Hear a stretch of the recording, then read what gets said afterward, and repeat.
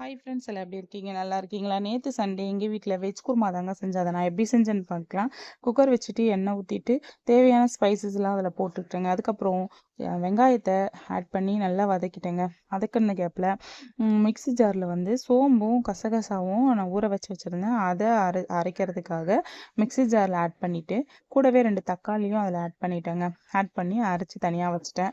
அதுக்கப்புறம் குக்கரில் நல்லா வெங்காயம் வதங்கிச்சு. இஞ்சி பூண்டு பேஸ்ட்டு சேர்த்து அதையும் நல்லா வதக்கி எடுத்துட்டேங்க. அதுக்கப்புறம் இந்த கலவையை, அதாவது சோம்பு கலவையை அதில் ஆட் பண்ணேன்.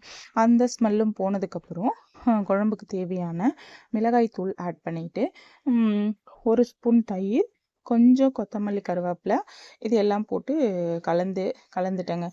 என்னென்ன காய்கறிகள் அப்படின்னு பார்த்தீங்கன்னா, கேரட், பீன்ஸ், உருளைக்கிழங்கு, பச்சை பட்டாணி இது எல்லாமே ஆட் பண்ணிட்டேங்க. ஆட் பண்ணி நல்லா வதக்கிட்டு தேவையான உப்பு அதில் சேர்த்துக்கிட்டேன். மிக்ஸி ஜார் கழுவி ஊற்றிட்டு அதுக்கப்புறம் குழம்புக்கு தேவையான தண்ணியும் அதில் ஆட் பண்ணி ஒரு ஒரு 3 விசில் வச்சேங்க. குக்கர் மூடியை போட்டு ஒரு 3 விசில் வச்சு எடுத்துட்டேங்க. எடுத்ததுக்கப்புறம் நைட்டு தோசைக்கு தான் நாங்கள் அதை சாப்பிட்டோம்.